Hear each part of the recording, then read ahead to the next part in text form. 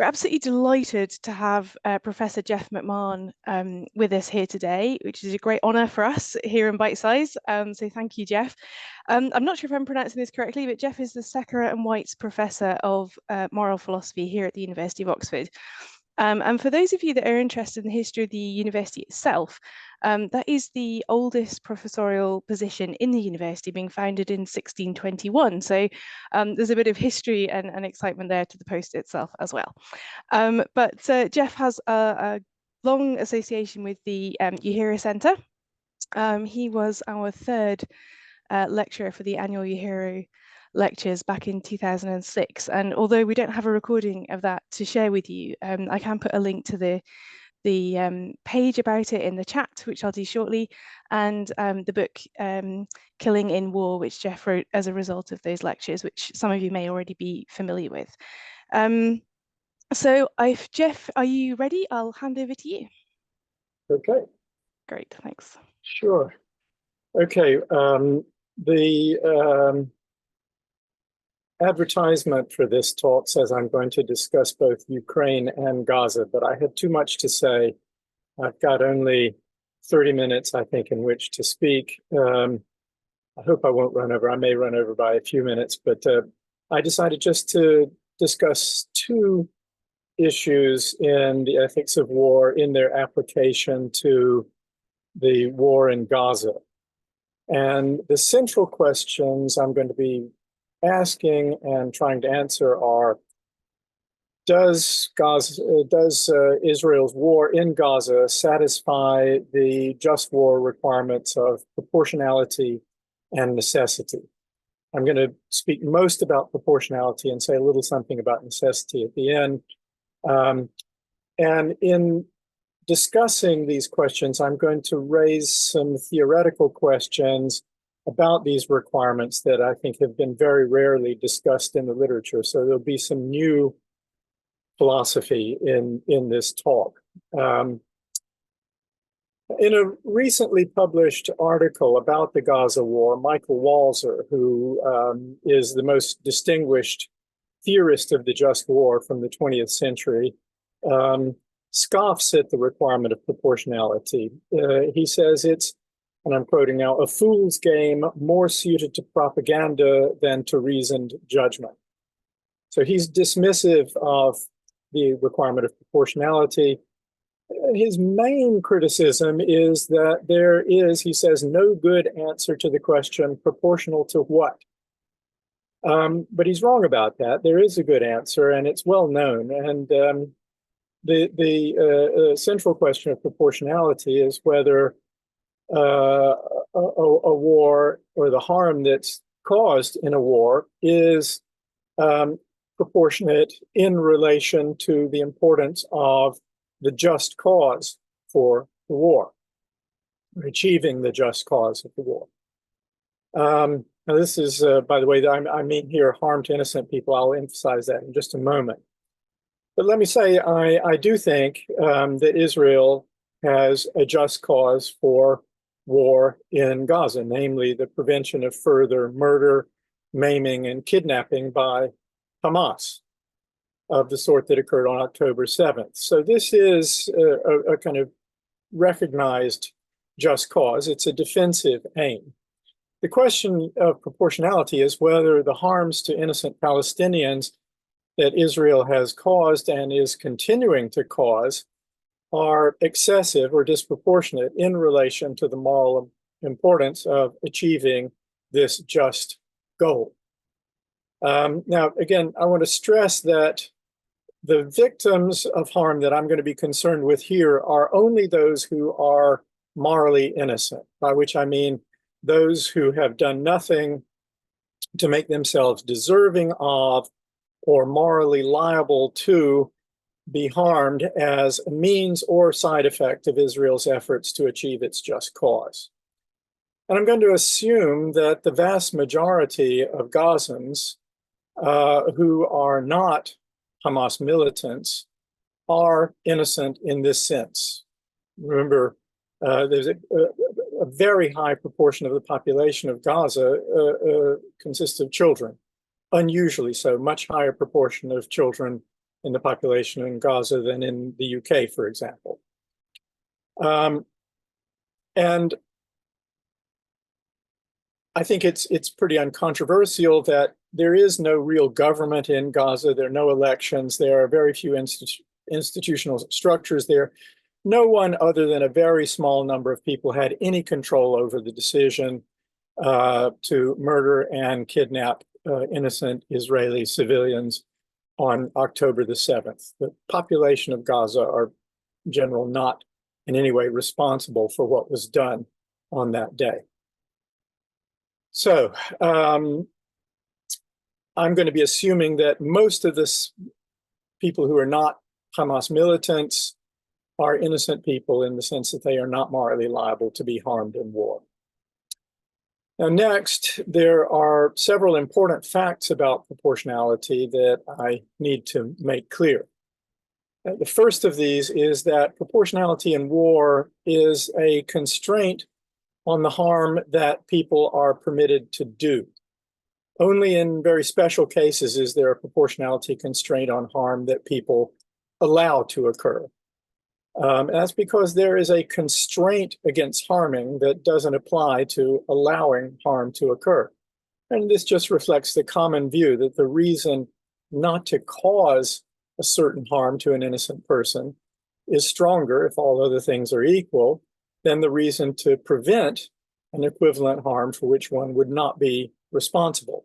We are more responsible for what we do than we are for what we allow to occur. I mean, we're allowing people to die all the time when we don't give money to organizations, charity organizations that are saving people's lives. So that's the first assumption, that proportionality is concerned primarily with the harms that one causes in war. The second assumption follows from the fact that the form of proportionality we're considering is proportionality in the harming of innocent people.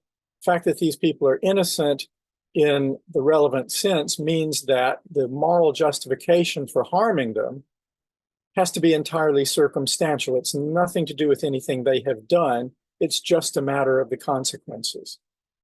And so the normal justification for harming an innocent person is what's called a lesser evil justification, according to which the infliction of the harm is justified only because the consequences of not inflicting it would be substantially worse.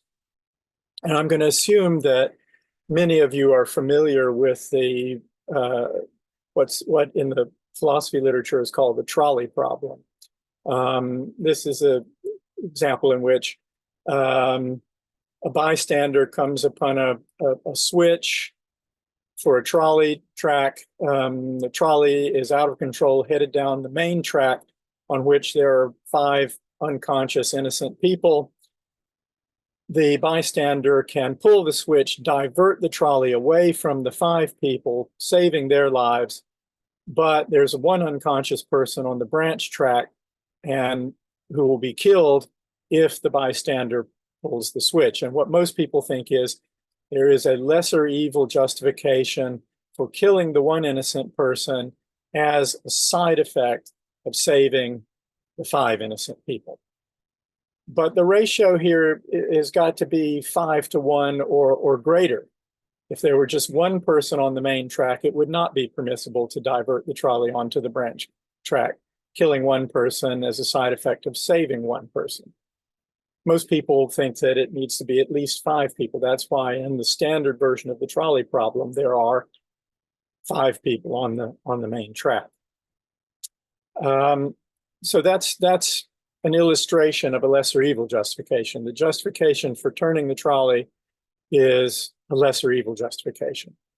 But the harm prevented, the deaths of the 5, has to be very substantially greater than the harm caused, namely the killing of the 1. And that's in the nature of a lesser evil justification. Now, the third fact about proportionality in war that I want to emphasize is that when the just cause for war is, as in this case, defensive, proportionality is prospective. That is, it weighs the harm, in this case, that Israel's military action will cause to innocent people against the harm that it will prevent innocent Israelis from suffering in the future. So unlike proportionality and punishment, there is a proportionality constraint on punishment, unlike the proportionality requirement on reprisals in war. Proportionality in defensive war does not weigh the harms that Israel will cause in its war against harms that innocent Israelis have suffered in the past. It is entirely prospective. In this way, it is like all proportionality in the infliction of defensive harming. So what we have to ask is, how much harm might Hamas have inflicted on Israelis in the absence of the current war? Suppose Israel hadn't gone to war, how much more harm might Hamas have caused? That's the harm that is to be prevented by this war. Now, I think while Hamas was able to conduct this, what it would consider a successful incursion into Israel and kill around 1,200 people, kidnap a few hundred more on October 7th, this is not something that Hamas would be able to do again. These were special circumstances. The government in Israel was irresponsible. It did not have forces deployed along the border with Gaza. Most of the IDF, the Israeli Defense Forces, were on their bases or deployed in the West Bank protecting settlers rather than being combat ready along the border with Gaza. If they had been ready there, this couldn't have happened. And so now Israel does maintain combat ready forces all along the border. It has the Iron Dome anti-missile defense system that is capable of intercepting almost all of the rockets that Hamas fires towards Israel. And I think Israel, the Israeli government had been very complacent about this, and that's why October 7th was able to happen. But it can't happen again. Israel can clearly defend itself against Hamas and could have done so pretty effectively, totally in the absence of this war. So the answer to the question, how much harm might Hamas have inflicted on innocent Israelis in the absence of this war? The answer is very little. And that's what I think the Israeli government was thinking prior to October 7th. Clearly a mistake at that point. Now, with these facts about the nature of proportionality as background, I now want to pose an important question of which there has been, to the best of my knowledge, very little discussion in the literature on the ethics of war. And this is the question whether, and if so, to what extent, the harms that are compared in the assessment of proportionality can be weighted or discounted for the national group to which the victim of a harm belongs. So I'm asking here, does it matter whether a victim of Israel's military action is an innocent Palestinian, an innocent visiting foreigner, or an innocent Israeli? And of course, the IDF has killed innocent Israelis in Gaza. It killed some of the hostages, shot them dead in the street, and they were there without shirts on, carrying a white flag. Now, one might think that an innocent person is an innocent person, and that, for example, the death of an innocent Palestinian caused by Israeli military action has the same weight in the assessment of proportionality as the prevention of the death of an innocent Israeli has. That is, innocent people are just innocent people. But I suspect that most people believe that a state is entitled to give priority to the prevention of harms to its own civilians over the avoidance of causing equivalent harms to civilians on the opposing side. And again, this is not something that has been much considered in the literature on proportionality in war. It's certainly not considered in the legal literature, and there's very little discussion in the moral literature. But in general, we do think that there is some degree of personal partiality, at least grounded in one's special relations to other people, that is relevant to the assessment of proportionality. So let's take an example of individual action.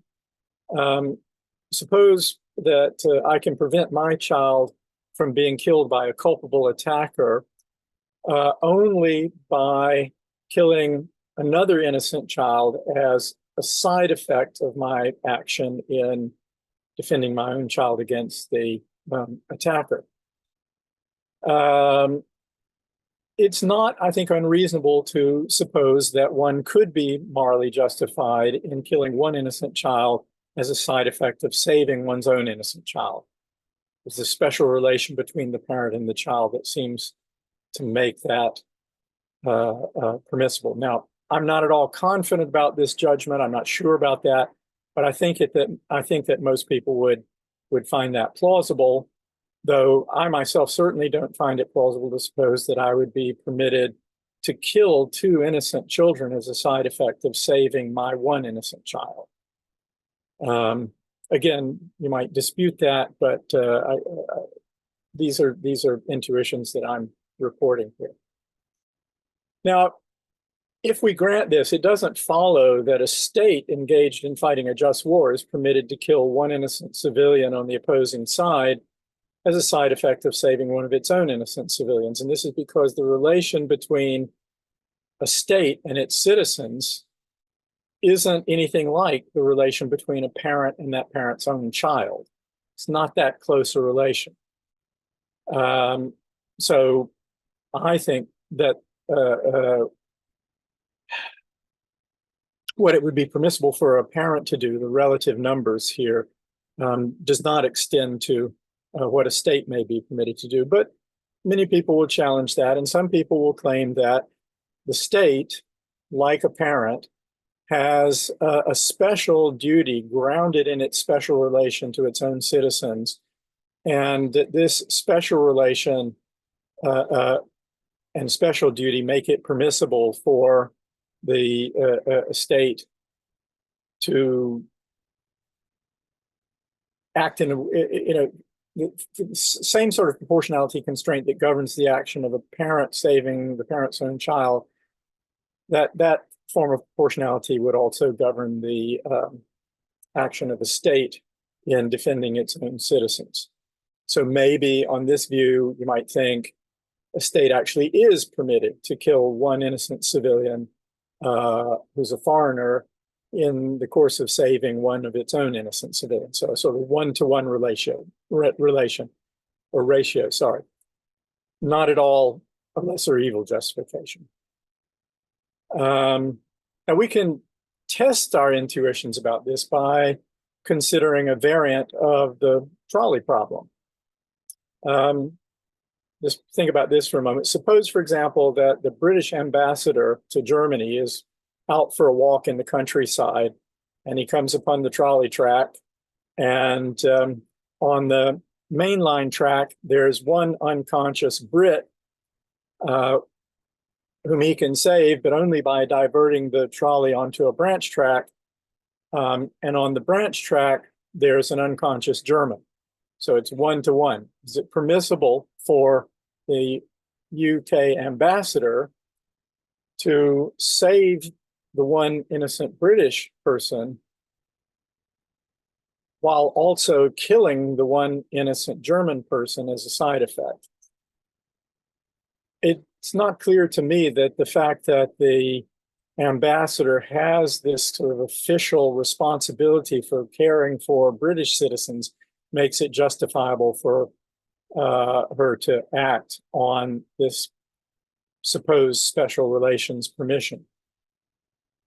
But just for the sake of argument, let's just grant that this special relation between the state and its citizens makes it proportionate for a state to kill one innocent foreign civilian as a side effect of saving one of its own innocent civilians. So make this assumption. It's a very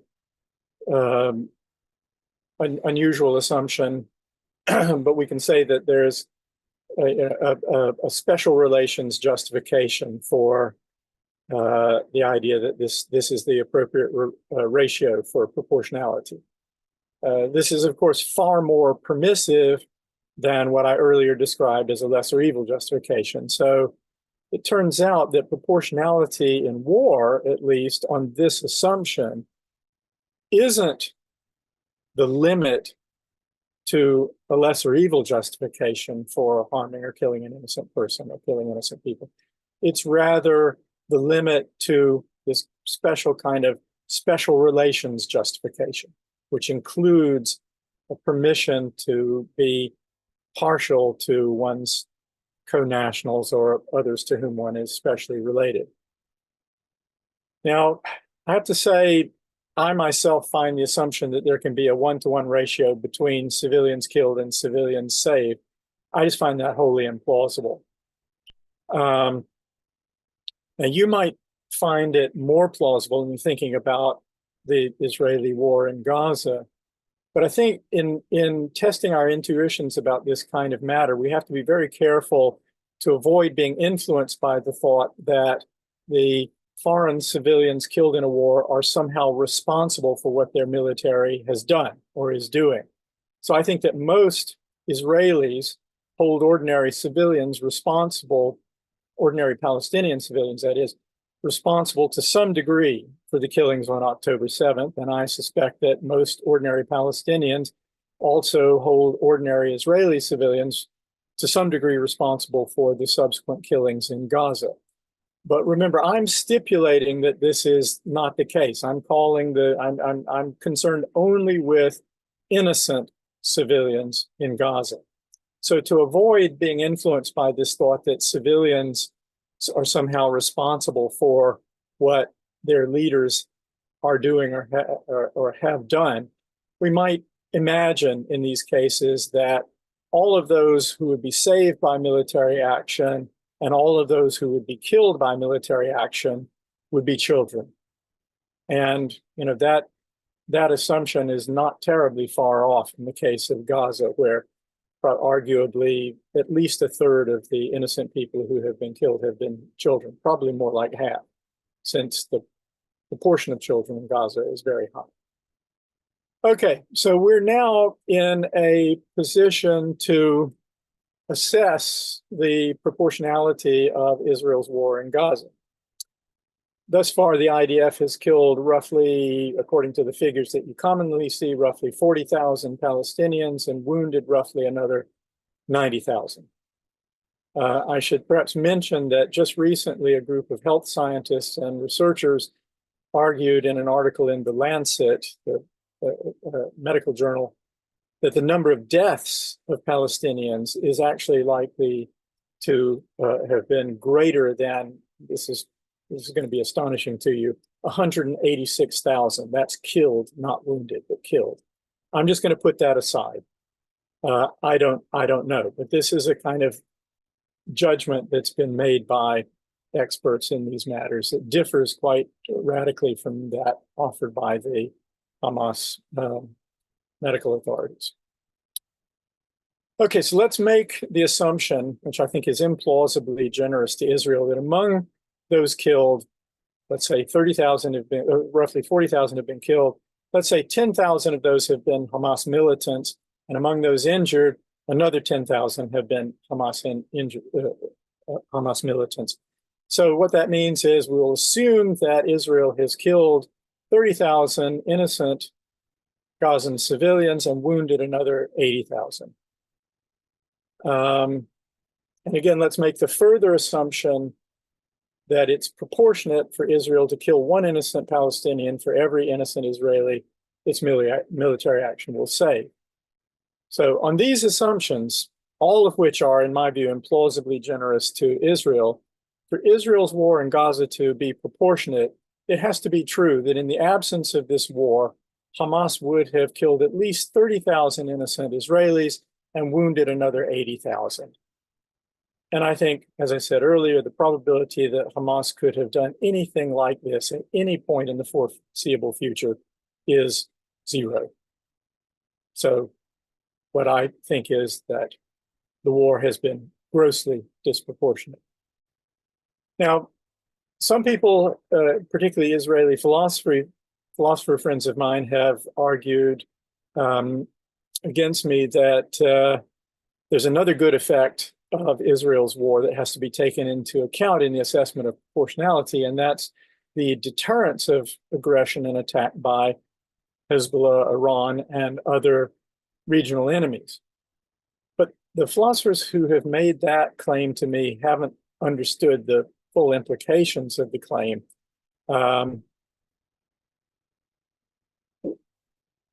The implication of the claim is this: if the massive destruction in Gaza has been intended in part as a deterrent threat to Hezbollah and Iran, then Israel has been using the killing of civilians and the destruction of the civilian infrastructure as a means of implicitly threatening others for whose action the civilians in Gaza bear no responsibility whatsoever. So it is using the harming of innocent people as a means of influencing other people.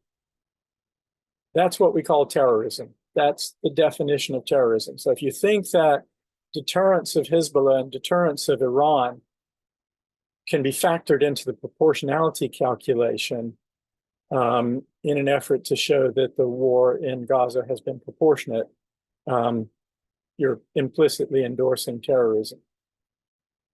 I'm just about out of time, so let me just say a few concluding words about the requirement of necessity.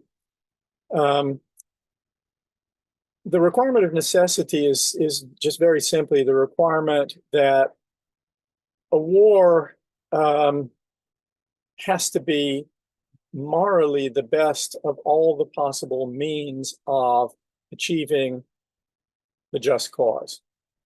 In this case, Israel's just cause, as I've said, is to prevent further attacks by Hamas militants. Is this war morally the best way to do that? Or are there other ways that would have been morally better? My own view is that this war has been not only ineffective, but also totally counterproductive. It's going to be vastly against the interests of Israel in the future. And that's because it is vastly exacerbating the hatred that many Palestinians and others in the region already feel for Israel, which is what has led Hamas to murder innocent Israelis as they did on October 7th. So I think that for every Hamas militant Israel kills in this war, Israel is also going to be recruiting at least 10 other young men whose spouses, parents, or children have been killed by the IDF. Can be recruiting these young men into Hamas or whatever its continuer will be in the aftermath of this war. What needs to happen for Israel to defeat the threat from Hamas is to turn ordinary Palestinians against it. Hamas is an ideology. It's that's what Israel is up against. Hamas is just the embodiment or manifestation of all the frustration that Palestinians feel as a result of the many, many, many decades of injustice to which they have been subjected by Israel. Now, there's one other dimension to the requirement of necessity that has almost never been considered in the literature. And I'm just going to close. I've got 2 or 3 minutes left here. I'm going to close by mentioning this other dimension of the requirement of necessity and ask you to think about it. And this is the dimension of time. Suppose, contrary to what I've just argued, that a military invasion of Gaza was necessary in order to defeat Hamas following October 7th. Might have been necessary at that point, but it could easily have been unnecessary had Israel taken certain forms of action earlier. So at any point over many decades, Israel could have eliminated, in my view, the threat from Hamas by satisfying the Palestinians' legitimate claims to justice.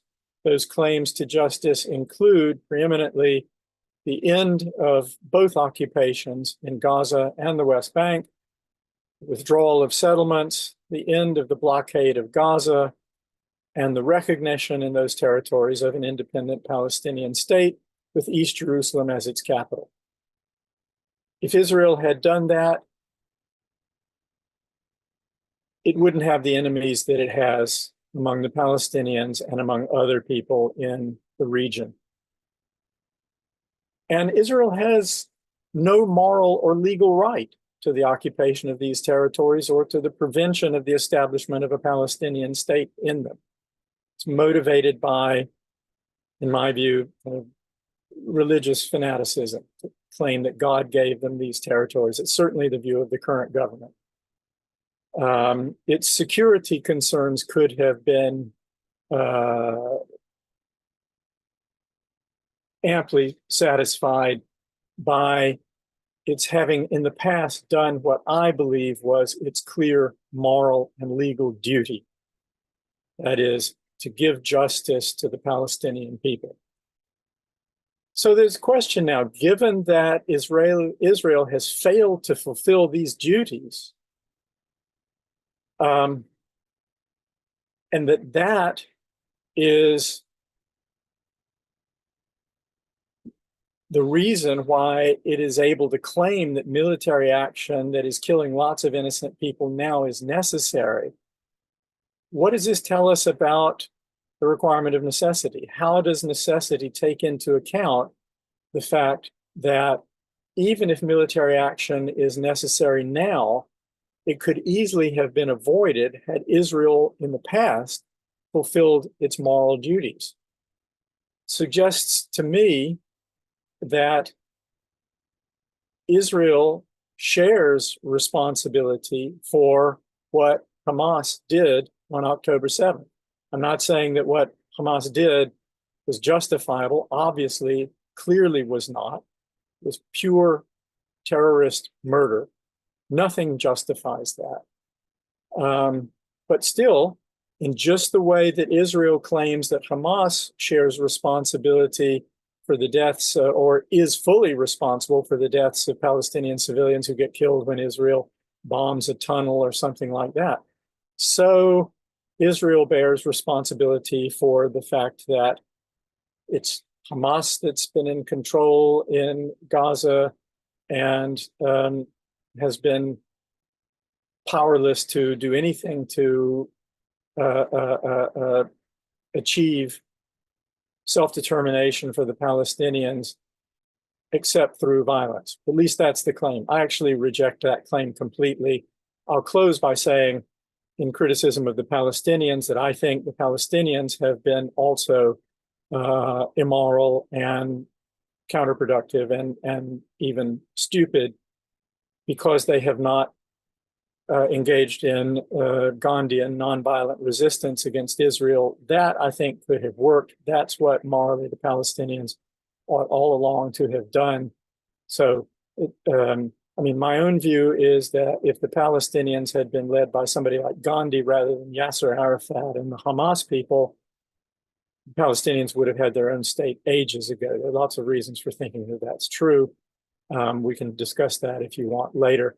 I think Palestine is the one place in the world in which nonviolent resistance would be vastly more likely to work and achieve the just aims of the Palestinians than any forms of violence, least of all terrorist violence, which the Palestinians have used over and over and over again to their own great detriment and also immorally.